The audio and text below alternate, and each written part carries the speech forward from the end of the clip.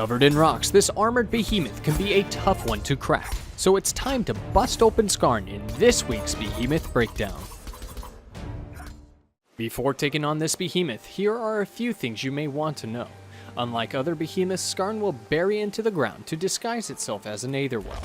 Once out of the ground, this neutral behemoth is covered in rocks, making it difficult to deal good damage without breaking them. Keep in mind, parts of its body will be exposed after attack, so make sure you get as much damage as you can during this time.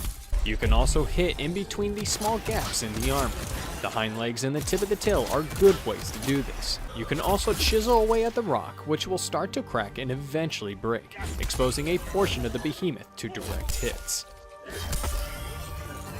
Hammer users rejoice because Skarn gets torn apart from this weapon. In a group, hammer users will be able to quickly break its armor, giving teammates an easier time to deal damage and break parts for materials. If you're focusing on destroying its armor, you can turn this behemoth's defense into a staggering nightmare, so take full advantage of this.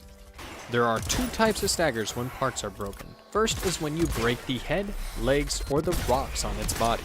This will cause the behemoth to fall off to the side. The other is when Skarn's tail has been broken, causing it to slide forward and turn around. There is a total of 6 breakable parts located on the behemoth, 1 on the head, tail, and 1 on each leg.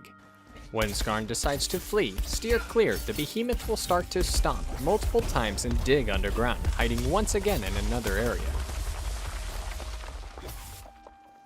Now that's out of the way, let's have a look at what Skarn has at its disposal.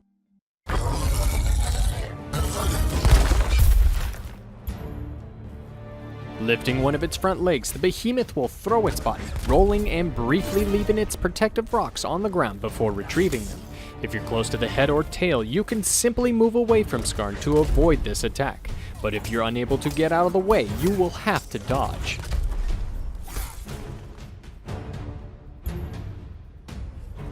Bringing rocks over to one side of the body and slightly leaning, the behemoth can drag its body across the ground. Just like roll, if you're at the end of the head or tail, this can be easily avoided.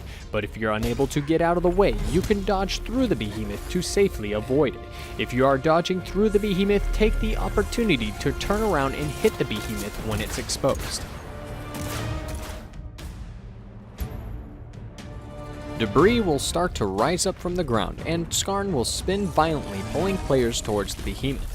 If the player gets hit, they will be knocked down for a short period of time before they can get back up. This attack can be interrupted and will send Skarn flying out of control and crash into the ground, leaving itself open for a short time. Hammer and Warpike users can easily perform this with their shots, but axe and sword will have to carefully time their dodge or swing to make a safe interrupt. Unfortunately for repeaters and chainblades, unless you have Saboteur's Grip for repeaters or +6 weighted strikes on chainblades, you won't be able to interrupt this behemoth. Raising its body in the air, the behemoth will stand on its hind legs before it eventually slams the ground. While Skarn is on its hind legs, you can interrupt and knock down the behemoth, leaving it open to attacks. All weapons can interrupt this move, but just like Skarn's kinetic pull, repeaters and chainblade users will need special equipment or cells to be able to pull it off. If you're behind the behemoth when it falls, get out of the way, otherwise you will get hit. If Skarn is about to stomp the ground, stay very close to the legs and you will avoid the stomps without needing to dodge. Skarn will try to face the player, charge forward, and attempt to hit you. If you're already close to the head, there is little warning before this move is used, so be cautious. At slightly further distances, due to Skarn's slow acceleration, this will give you a little bit more time to react and avoid it. The behemoth will also expose its back legs and tail during this attack. Bringing both its front legs in the air and slamming the ground, a spike will shoot up from the ground at the player's last known location. This is a very easy move to avoid as long as you keep moving. Entering its enraged state, Skarn will bunker down and respawn all the rocks that were broken off its body. During this state, the behemoth will kick and bite, which will launch rocks out, exposing that area for a short period of time. Skarn will also use the spike move to hit players at further distances. This behemoth can be a tough one to crack, so hopefully all the information I have given you will aid you in your next Skarn encounter. Thank you everyone for watching, and I hope to see you in Dauntless.